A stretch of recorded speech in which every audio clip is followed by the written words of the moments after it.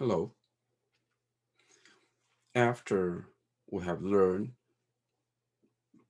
how to implement uh, and solve the critical section problem with pure software and pure hardware solutions, the next step for us to do is looking at some other mechanisms that can help us do the mutual exclusion part in a more efficient way. Before we can move on to the components such as um, semaphores and monitors and so on, we need to learn something about C++ because in what follows, we will switch to threads rather than processes. Because as you remember in the discussion of the thread unit, the use of thread is more efficient. So we implemented a system called ThreadMentor on top of C++, which will be used throughout the next few uh, components. So in this lecture, we briefly introduce to you the needed knowledge of C++ so that you are able to use ThreadMentor. Uh, Although we do not cover C++ a lot, what we have to do is we cover C++ to the degree that is good enough for you to use ThreadMentor. The reason to use ThreadMentor is it has a visualization system that can help you to see what's going on in your threaded program execution. So let's start with two very, very simple uh, concepts. In C, we include stdio.h, but in C++, we include iostream without .h. That is your first line in order to do input-output. And then for our purpose, just use the standard namespace so that it's kind of similar to whatever you have learned in C. These two are the first two lines for you to add to your program. Here's an example. The first line include iostream, no.h. The second line use the standard namespace. Then you start your main program in which you have some C and C++ statement. We will talk about it later. Then, how do we do input output? In C, you read things in by the use of, say, getS, f, getS, or scanf, or get character, and so on. But in C++, we can do it in an easier way. This is cin followed by double greater than. So the use of cin and double greater than means we're going to read something from stdin. For an example, cin double greater than followed by a variable n. This means we're going to read a data item from stdin and convert that data item to the value for n. Of course, it's just like in C, you know, if n is an integer, it cannot store a string nor a float or double. So the type of the data you provided through stdin must agree with the type you declared for the variable n. We could use multiple double greater than, for an example, cin double greater than a double greater than b. It means read two data items. The first from stdin, the first one for a, the second one for b.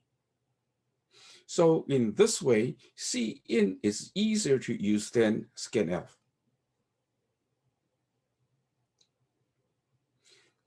Then for output, we use the operator cout, double less than. It means we write something to std out. So cout double less than followed by n, it means we convert the value of n to a sequence of ASCII code and send it to std out. In this example, we printed two values, one from A, one from B, to std out in this order. As a result, you also notice that cout is easier to use than the use of printf. However, formatted output with cout is a bit more tedious, which we don't need, and we won't cover it in this lecture. Now, this is the new line character, but in C++, you could have a defined name, ENDL, end of line. So this means, first of all, we print the value of A to std out, followed by a new line. You may want to add spaces. Usually, you may want to add spaces between two printed values. In particular, when you print two strings, without handling carefully, these two strings may be concatenated together. So when you print other values, say integer, doubles, and float, the format to be used actually depends on some default setting of a system. But usually, the default setting in a typical C++ system is good enough for this course. Because for this course, we do not ask you to beautifying your output. So let's take a look at the example. Look at this cout. This cout print 4 items. First of all, we print out the value of A, followed by a space, followed by the value of B, followed by end of line, which is usually better than just print A, followed by B, followed by end of line. Because we usually really do not know whether there is a space between the output of A and the output of B. So adding spaces could actually align the output in a easily readable way. So cin, cout is this simple, much easier than scanf and printf. Now let's take a look at an example. All of these examples are in the common directory. So first line, iostream, include the iostream header file, followed by the use of standard namespace. Then this program is so simple, I'm sure you learned it when you learned C. We just print out hello world. So this cout prints out 2 items. The first one is a string, hello world, followed by end of line. And finally, we returns 0. So this is much easier than the use of C with printf. I'm sure you will say yes. Now let's take a look at the second example, computation of factorial. Again, don't forget these 2 lines. We declare 3 integer variables, I and factorial. So this cout prints out a string. Actually, this is just a prompt, a positive integer followed by an arrow, a space, and then usually the cursor would be after this space. The second line cin means let's read a integer from stdin into variable n. Of course, in this case, you only provided integers, positive or negative. Here we did not check for validity of the value. When we calculate factorial, the value of n has to be non-negative. So you cannot type in a floating number, you cannot type in a character string or even a character for the value of n. The remaining is pretty easy. Factorial will contains the final result.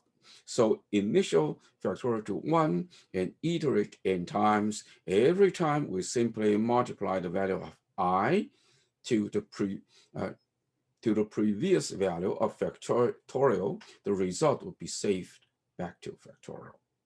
And finally, we print out factorial of space, the value of n followed by space, equal sign, space, followed by the value of factorial, followed by end of line.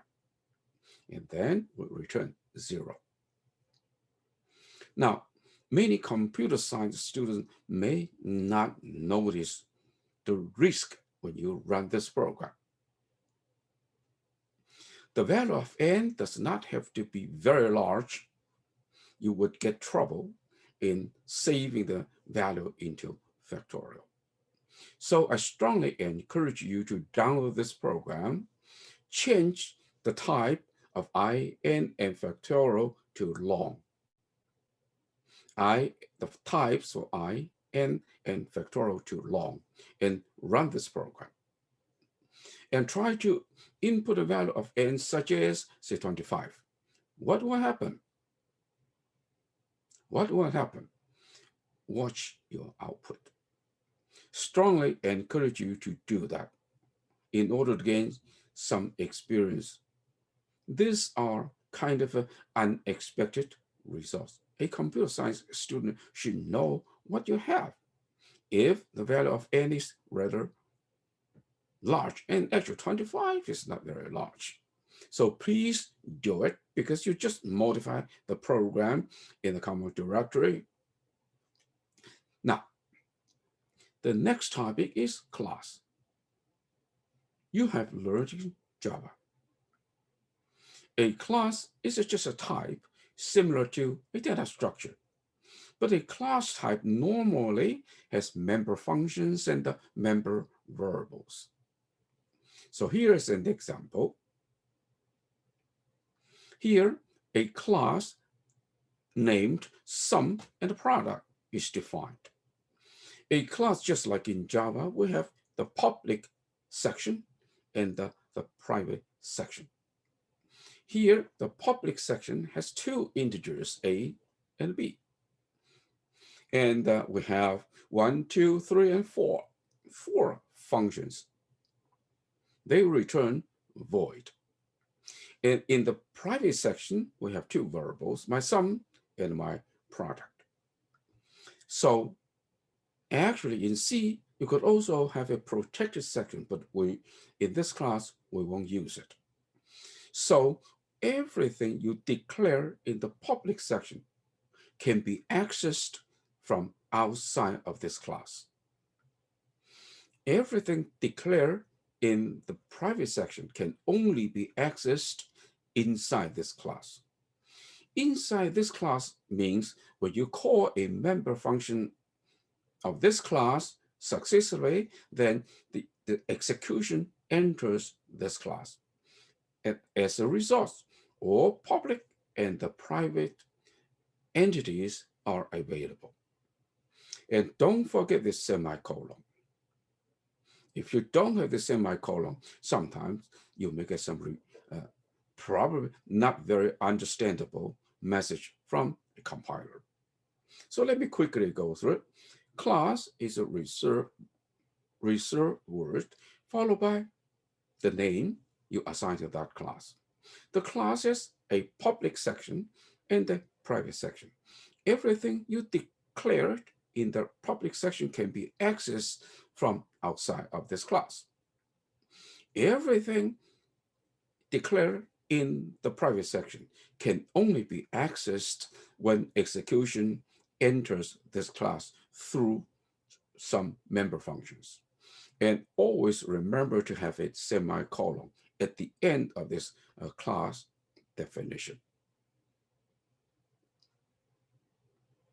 Now, one thing important to a class is constructors. Constructors are member functions and are commonly used to initialize member variables in a class. I'm sure you have learned it. A constructor is called when that class is created.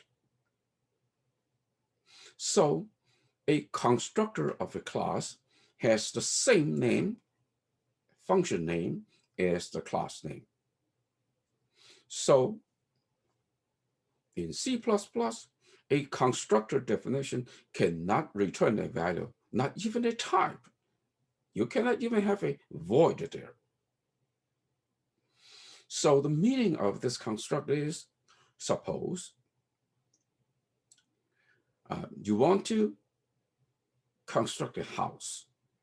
So you go to a constructor, construction contractor, and you look at a blueprint saying that I like this blueprint.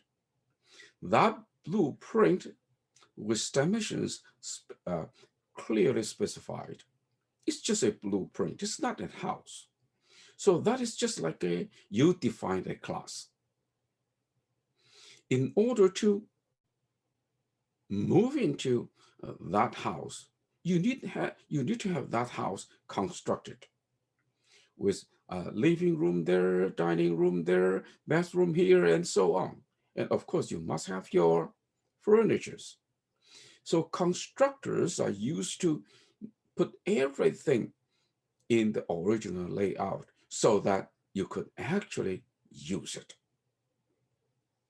So here is an example. Here, there is a class named myClass.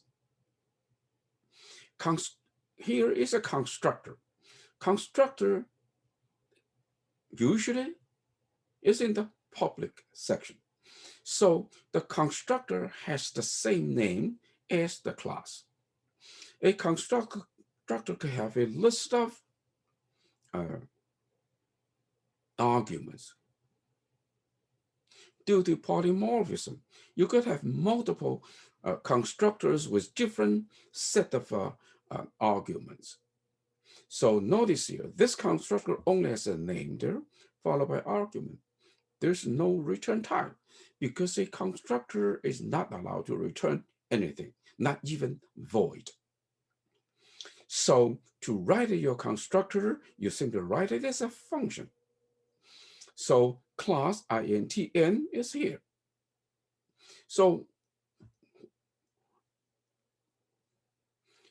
which is my class functions belongs to? Well, put a class name here. So this line reads as follows. I am going to define a function for my class, followed by a double colon, followed by the constructor. No return type, you see, the whole line does not have any return type. If you try to return something, you're going to compile an error. So this is very easy. When you have a class, and if you don't need to initialize anything, then you don't need a constructor. On the other hand, why? I don't need a constructor because you simply allocate that class or you declare that class, then you call those member functions to initialize it. On the other hand, if every time you have to put something into certain variables, into declared in the public or private section, you definitely would want to initialize it rather than calling some other member function to initialize it. So member function has the same name as the class without any return type because constructors is not allowed to return anything. And this is the way of writing a constructor. Everything here. And before that, we have a double colon. Before the double colon, we have the name of the class. Because this is constructor, the name of the class and the name of the function name must be identical. Now, how do I write member functions? Well, it's pretty easy too. We have a class, so we start with the class name. It means, okay, I am going to write member functions for that class. And we have double colon followed by display. Display is declared to be a public member function, which returns nothing, which means void. Now, make it very clear, the return type being void and not allowing to have any return are two different things. For constructor, you cannot return anything, not even a void type. But other member functions are allowed to return void because you don't want to return anything. So here, this one obviously is a constructor, and this one display is not. Now let's look at the more complete example.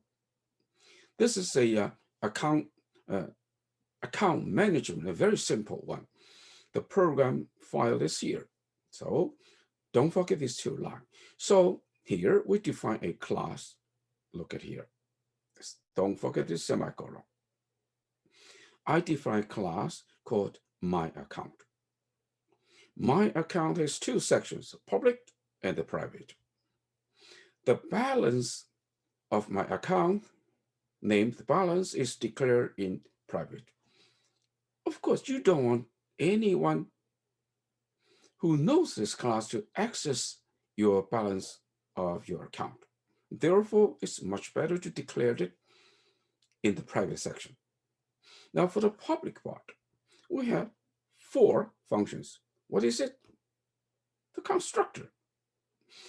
Because its name is the same as the class name, and it doesn't have any return type, because constructor is not allowed to return anything. Now, the deposit function takes an input value, integer arguments, and returns an integer. The withdraw function also takes an integer arguments and returns an integer. The display function does not need any argument, does not return anything. So the deposit function serves the purpose, like I want to deposit $10. So 10 is here. And it will return my new balance. Withdraw, I want to withdraw $20. So 20 is here. The return value is my new balance. So this is easy. I'm sure no one in this class would have any issue with this declaration. Now, let's write the constructor. Recall that if you have the class name and the function name identical, and this function does not return anything, no type here, so you know this is constructor. This constructor simply initializes my balance, the initial balance. It takes an integer argument and use that integer argument to initialize the private variable balance. So the deposit function, we try to beautify our output by adding spaces. So the first line shows deposit request, the amount you want to deposit, followed by end of line. The second line prints out previous balance. Look at it, we add enough number of space so that the equal signs are aligned. And then print out the previous balance, end of line. And then we add the amount to be deposited to my new balance. And finally, we printed out new balance, and then 2 new lines. So this end of line ends the new balance equals something. And then we print one more, a space line or blank line. So it's very simple. Now look at here. This is a class name. This is the function name. This is the return type, integer. Recall that we declare deposit to have one integer argument and one return value. But for the constructor, there's no return value and no return type at all because it's not allowed. Now look at this withdraw. Essentially the same.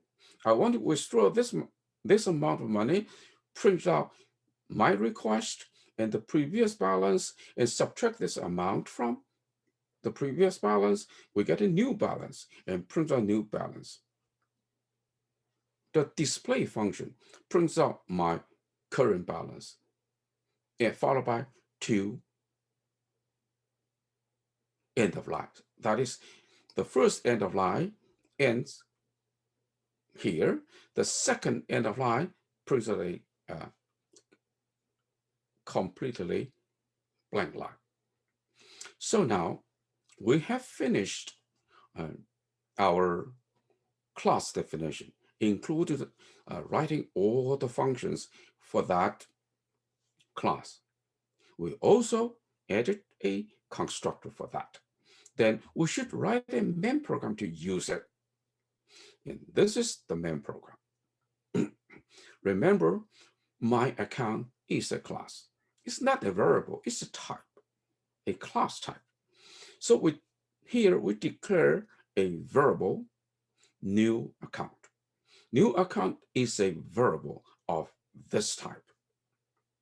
So new account is a class of type my account. In this pair of parentheses, we have the value 0. This is the initial value. So when our program starts execution, the class of my account with the name new account is constructed. My account is just a laid out. So when my program runs, new account, the variable my new account is constructed. Because the initial value is listed, remember, new account, the constructor for new account only need one integer argument. So after the memory location for this new account is laid out, the initial value will be used to call the constructor automatically. So that means 0 will be used to initialize the variable balance. After that, we display my initial balance, deposit $20, deposit $35. So definitely the printer would be $55, withdraw $40. The new balance would be 15 and display the results. And finally, return, which ends the execution of this main program. So this is a very easy example. I'm sure everyone should not have any problem in understanding it.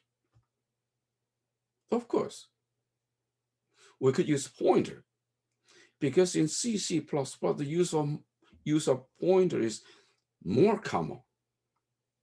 So here, I still have my account. But new account is declared to be a pointer to this account, to my account. So new account in this example is no more a class. It is just a pointer to a class. So when the program starts execution, we don't have any class constructed. As a result, we need to construct this class. In C, we use malloc or calloc to allocate space. But in C++, we use the keyword new. So this means new, my account, followed by 0. It means construct a class type my account with initial value 0. So in this case, the compiler would find a space large enough to hold the data structure defined in class. After this space is found,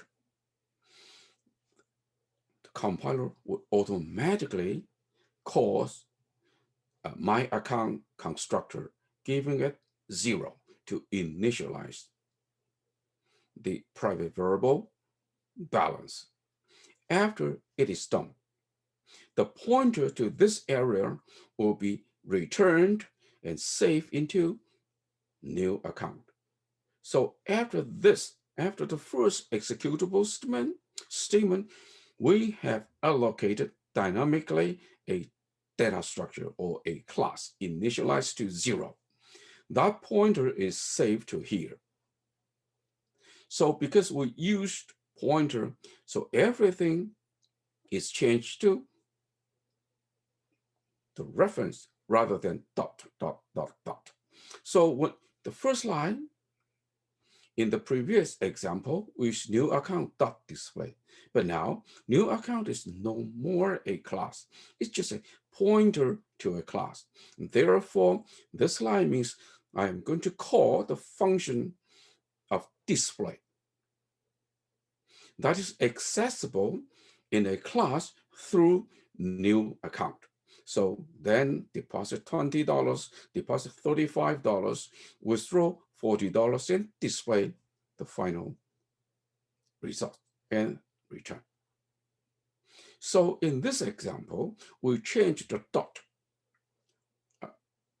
to reference through pointers. And we also learn keyword new. Again, new in C++ is used to construct something or allocate space for that something.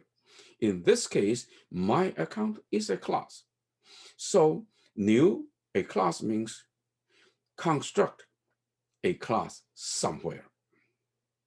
This is exactly like you call malloc to allocate an array or something.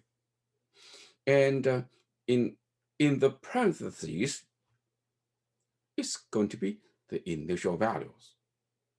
So the system allocates space large enough for the class my account and initialize the balance variable there by 0. And finally, return a pointer to new account. The counterpart to the free function call in C++ is delete. So in general, after using this class before you return, you execute delete my account. You don't need initial value, just delete that variable. Now, if you don't delete and if your program is not carefully written, memory leak could happen.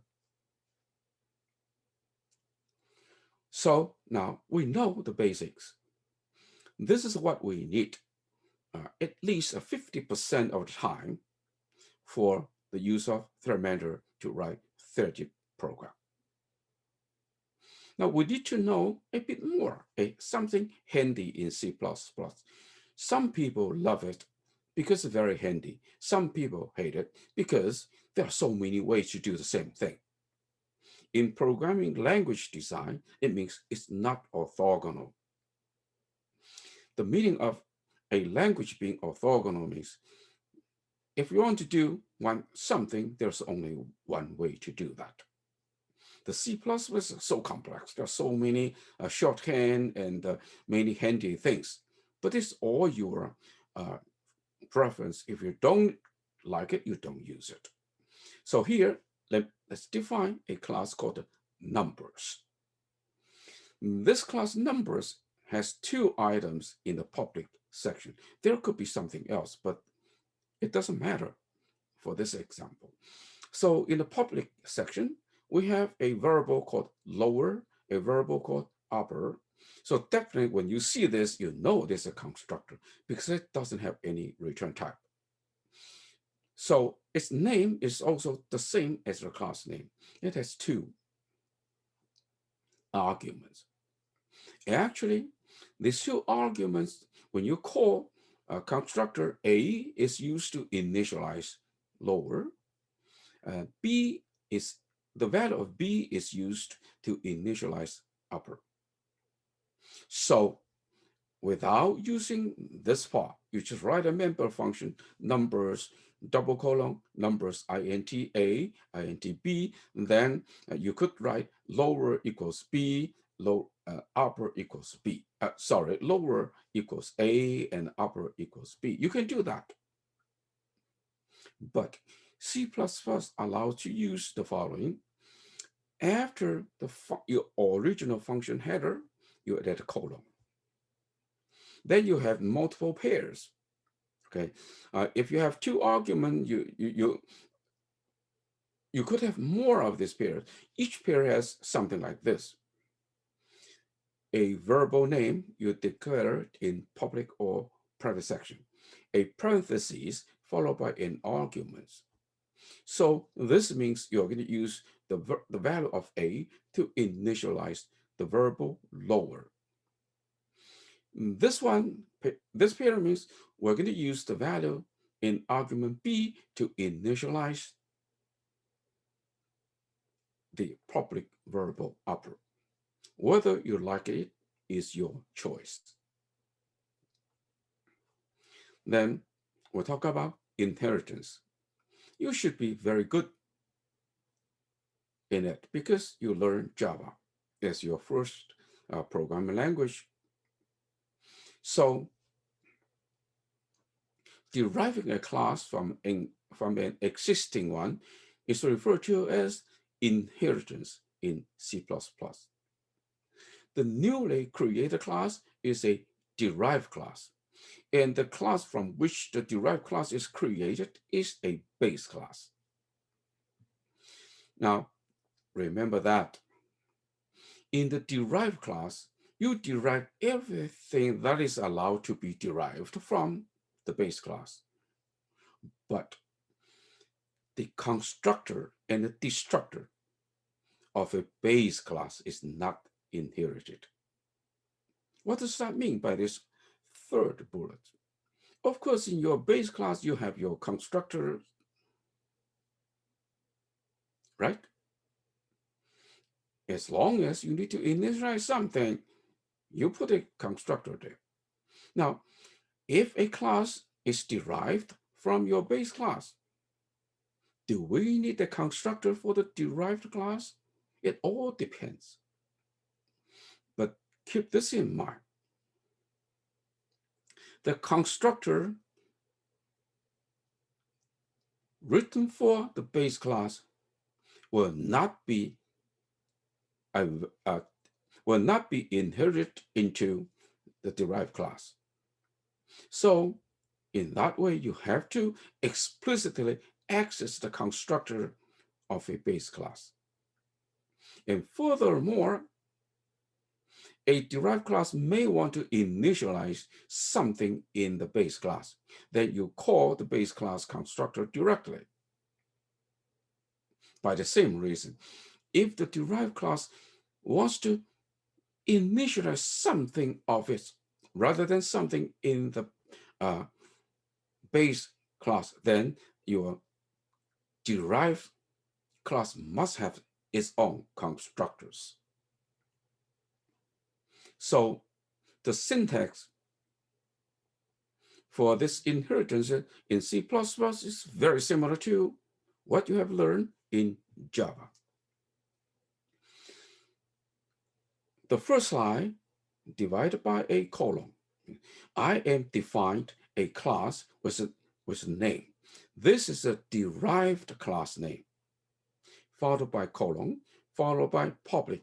Here in this class, I always use public because we only need the public section in the base class. So after public is the base class name.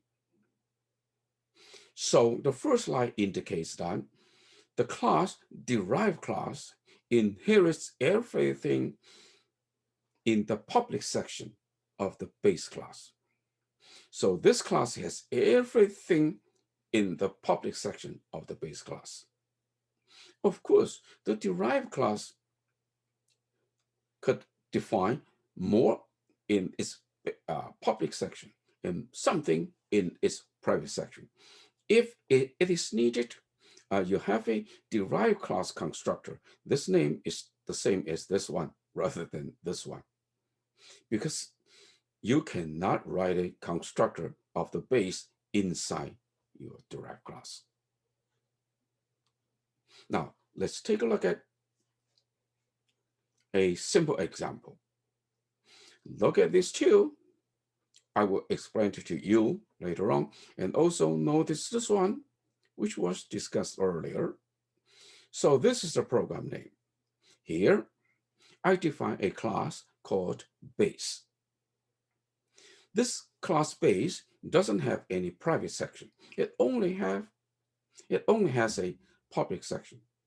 In the public section, there's only one variable, a. So here, definitely, it is the constructor for the class base.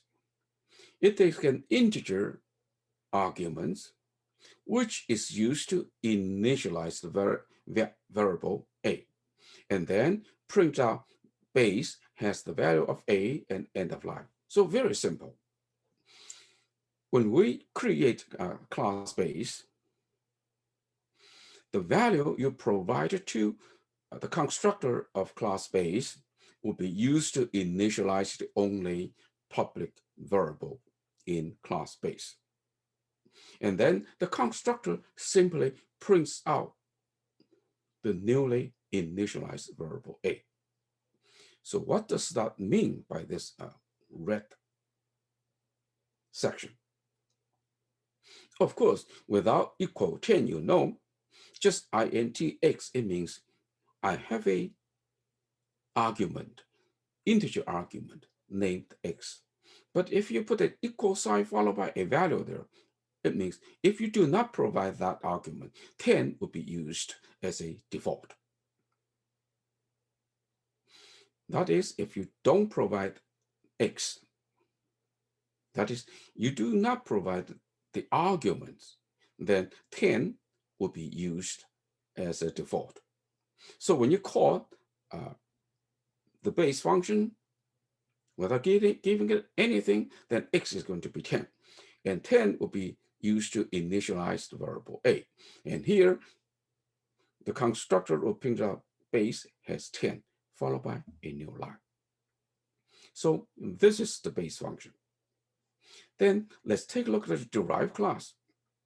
So this class named derived inherits everything in the public section of the base class.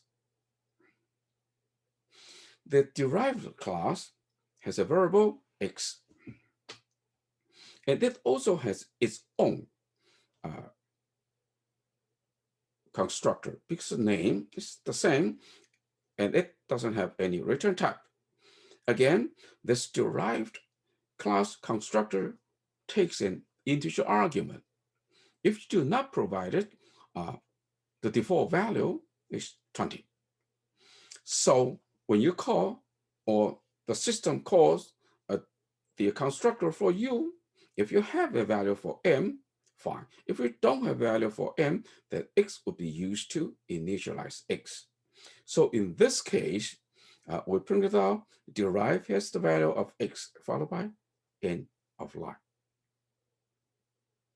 So please review this very simple and very short example.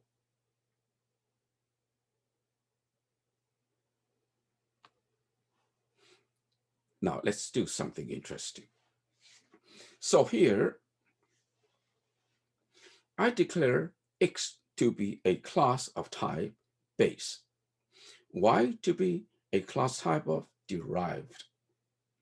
X is a pointer to the base class, y is a pointer to the class derived.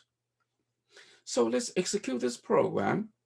It's here to see what would be printed out. The first line, base value x dot a. But x declared here to be of class type base, but we did not provide any initial value. Do you remember, if you need some initial value, you should have a parenthesis. Inside a pair of parentheses, you put a value there.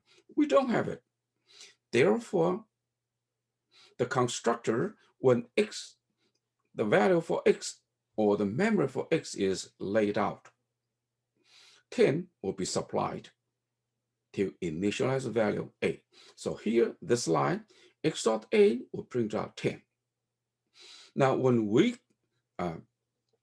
print out the derived value, y dot x, for y, we did not have any initial value provided. Therefore, the default value would be 20. Remember that? So what we have is here, y dot x is 20. Then we print out a new line, a space line. I hope you understand this part well. Then we move on to the pointer notation. Here, we create a class of the type base. But now I have a parenthesis with 1, 2, 3. That means when we create a base class, the argument to the construct will be 123. And 123 would be used to initialize A. Therefore, when after this class is constructed, XX receive a pointer to it. So when we printed out the variable A, public variable A,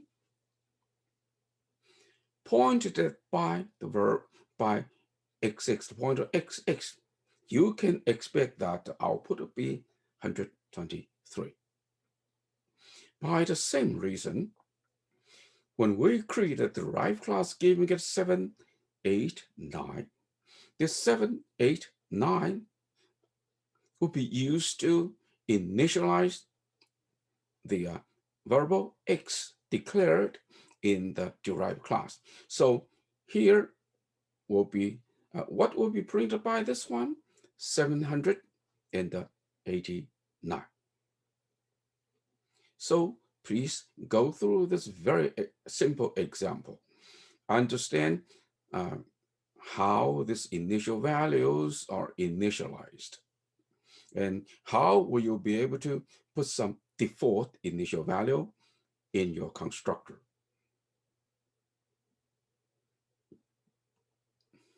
Then let's do something more interesting. This program is in Derived-2. Again, I defined a base class, int variable, a character array name of 100 characters. Remember, 100 characters is only good for a string length 99 because we need a 0. And then I also have a constructor. So look at the constructor here. It's essentially the same. It means the constructor takes an integer argument. If you do not provide it, 10 will be used as a default value. And this argument of x is used to initialize the variable a. Now, inside the base constructor, we have a local array buffer of 10. I hope you know these two C standard function. If you don't know, just follow me. strcpy, string copy, means copy the second argument, a string, to the first argument, which is also a string. So after string copy, the array name, name, would have 6 positions used. The first one is uppercase C, followed by L, A, S, S, followed by a 0. So this is what string copy means. Then, old friend, sprintf. You may want to say, can I use sprintf in C++? Yes, of course. So in this case, we print the value A based on the integer format descriptor. So the value of A in binary will be printed to the buffer here. So if A is 23, in buffer, we have 3 positions occupied. The first one is the ASCII code, the digit 2. The second is the digit 3. The third one is binary 0. So now, suppose A is 23. So the array name has CLASS string. The character array buffer is also a string digit 2, digit 3.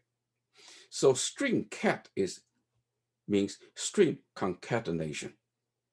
It simply adds the second string to the end of the first string. So after it's done, name here would be CLASS digit 2, digit 3, followed by 0. Do you get it? If you don't, rewind, stop for a while. Now,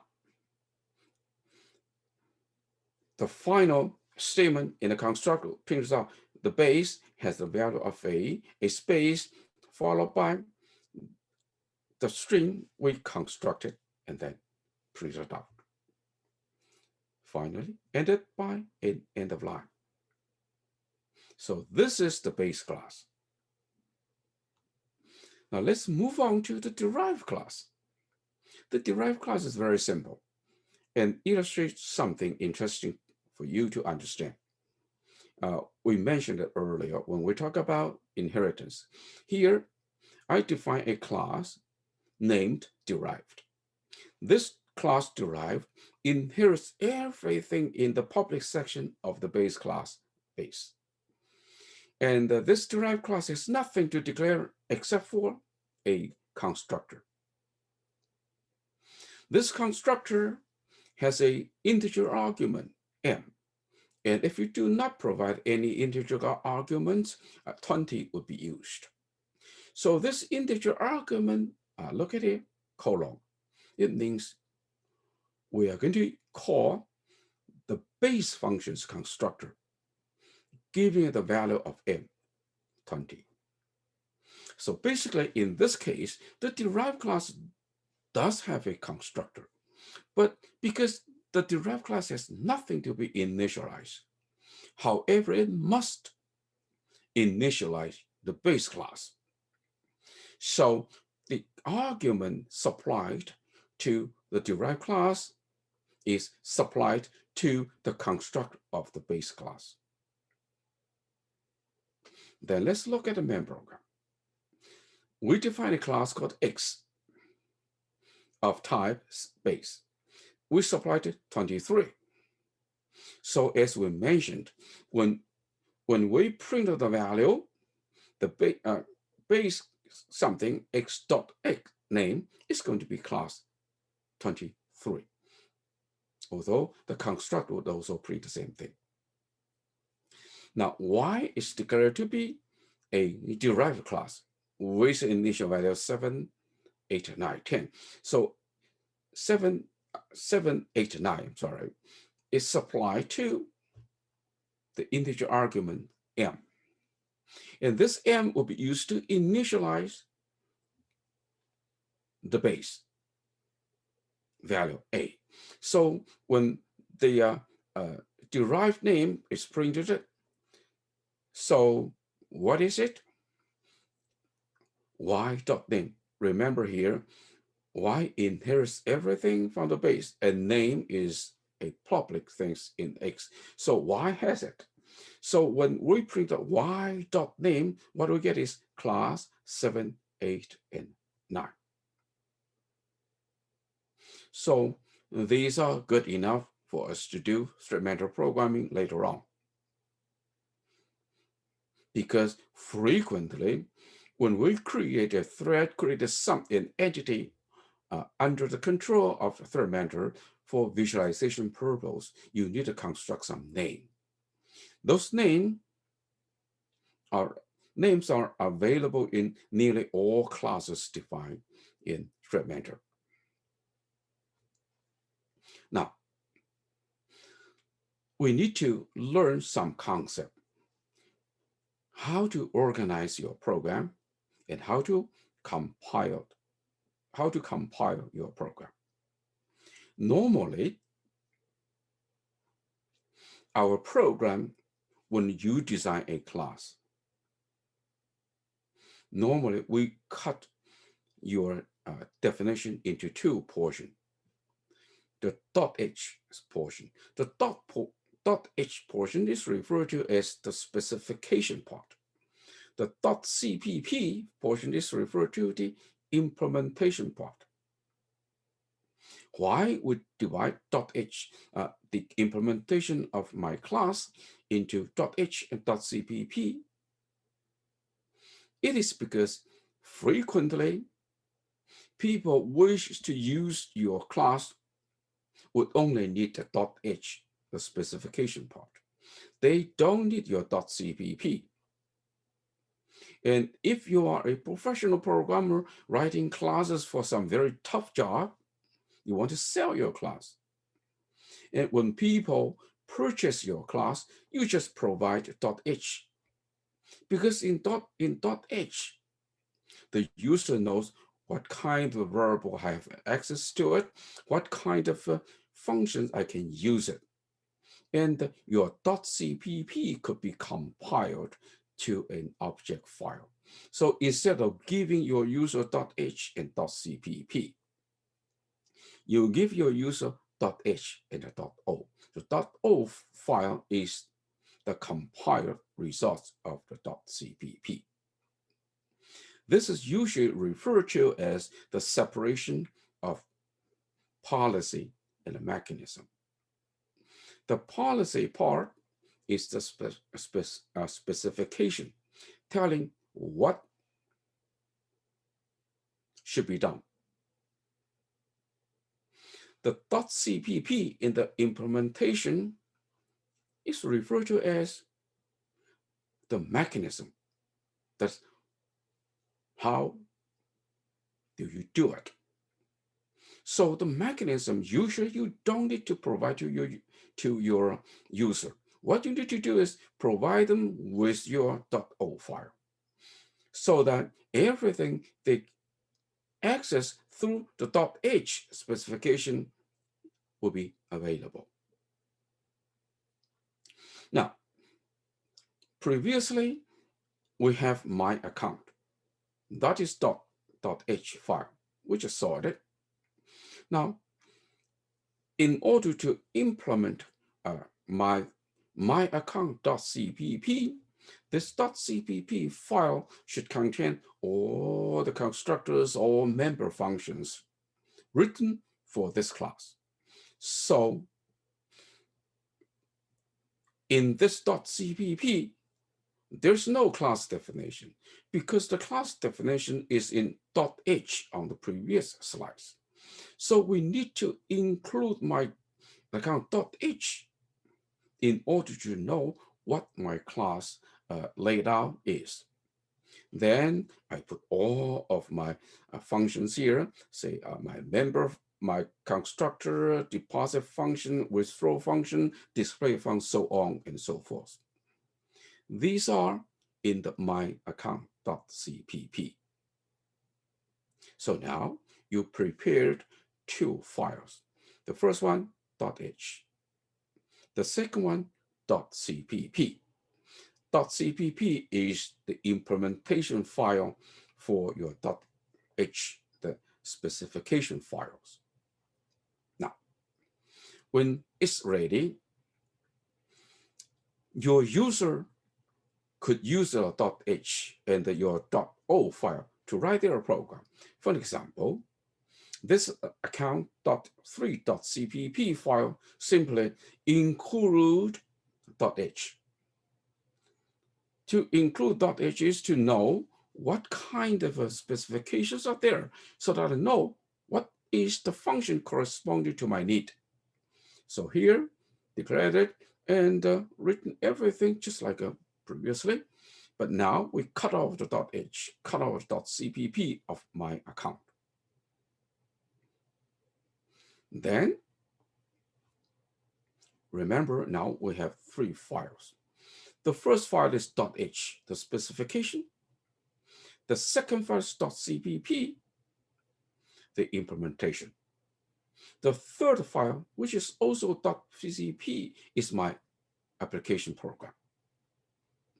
You can compile all 3 programs together. Here I use G++.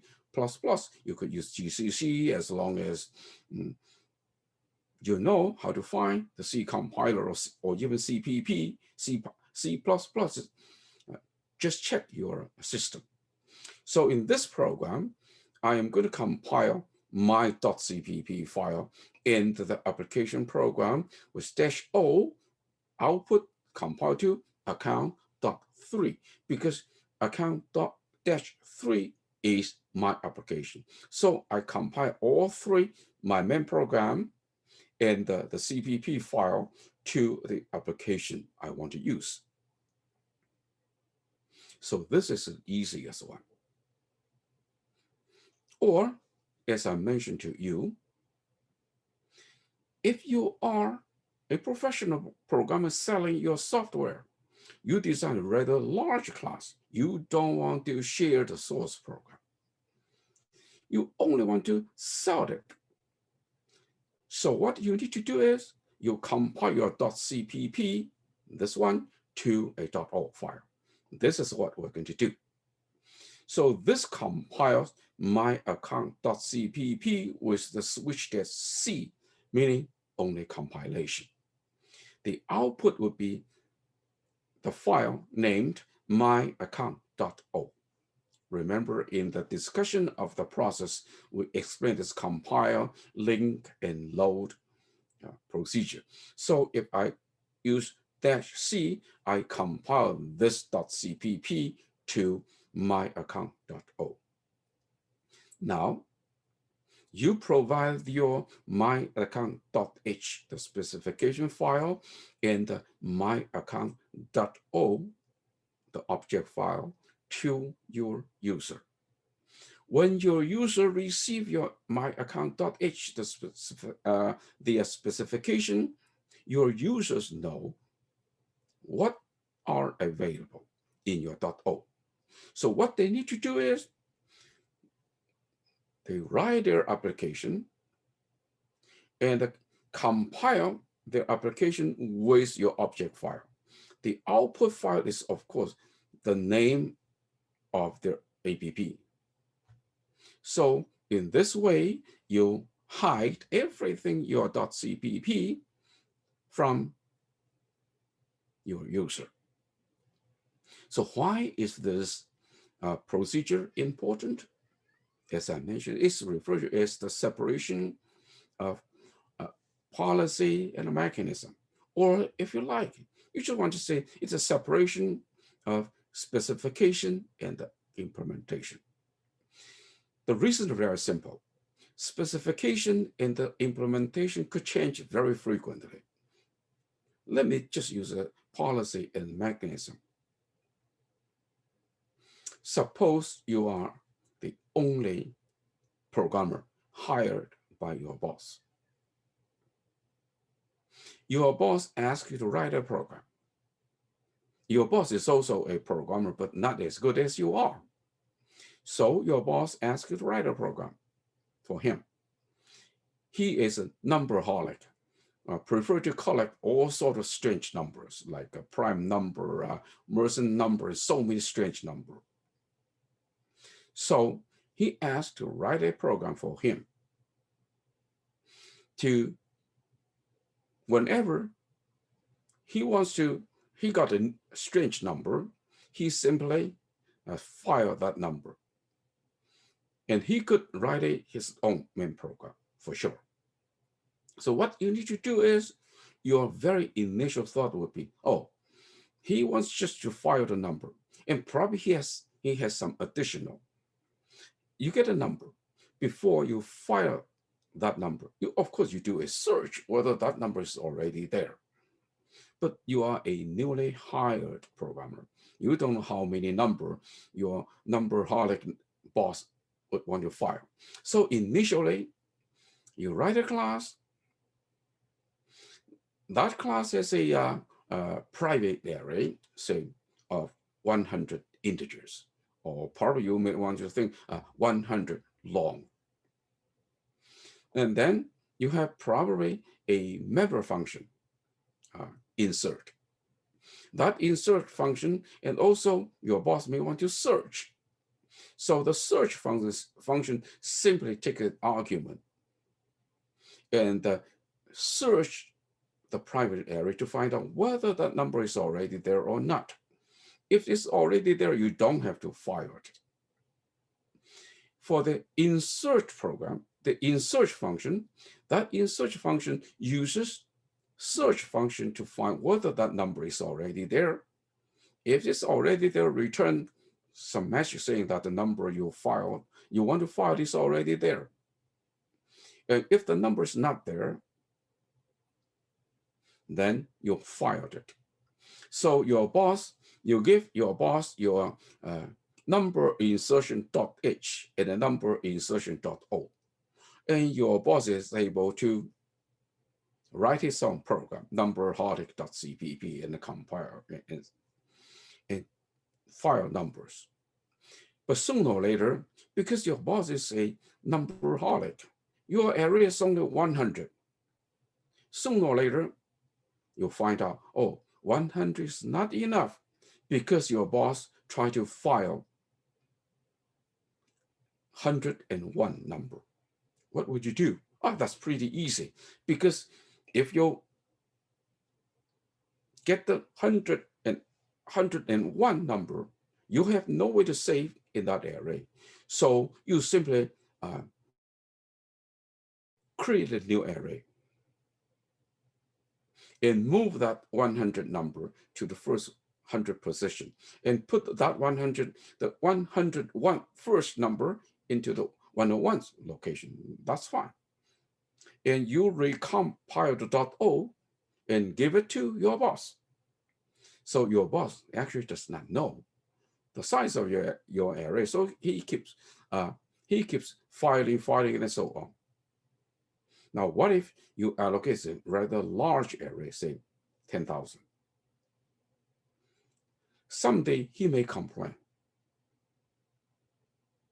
He may complain. When I file my number, it's so slow. You think, that is because I did not do anything. I just add the number to the end, add the number to the end. So you think about something and tells your boss, okay, I'll give you a new version in say 20 minutes.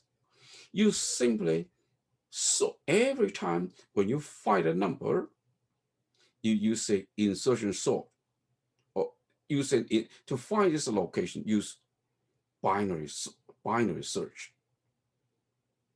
And if the number cannot be found, you simply move a section of number one position to the right in order to empty one cell. You put it there. And that's fine. But when the number grows, your boss may start to complain, saying that it is still slow. You know what went wrong because you use a sorted array.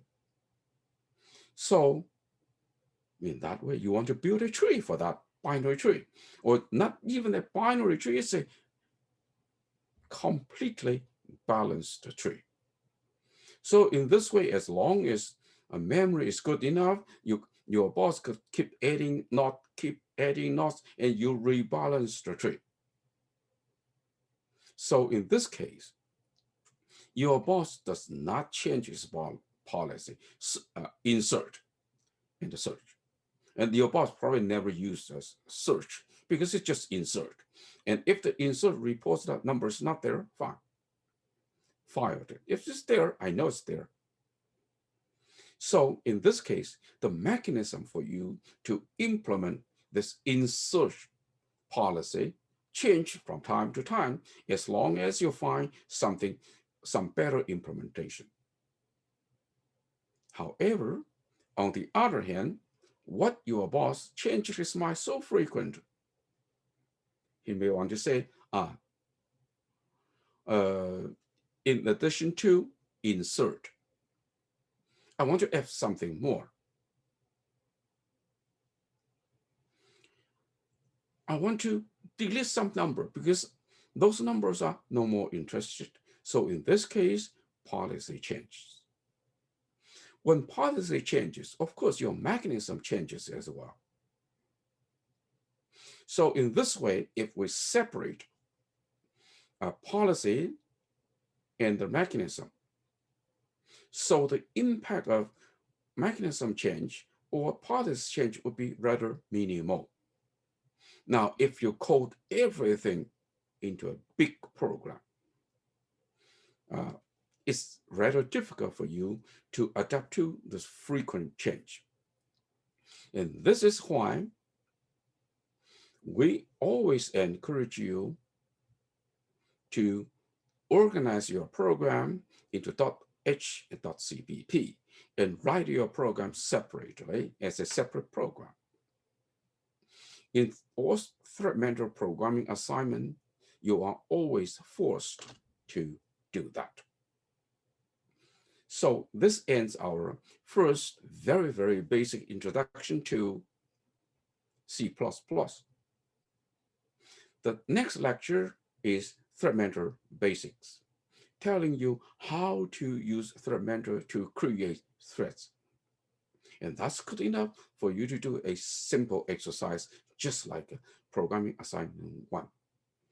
Instead of using processes, now we use threads. It's much easier to do that.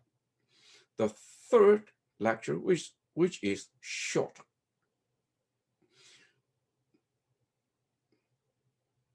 is a simple demo telling you how you are able to use ThreadMentor, the visualization components of ThreadMentor, so that you see what's happening in your system. So let me stop here, and good luck and goodbye. See you next time.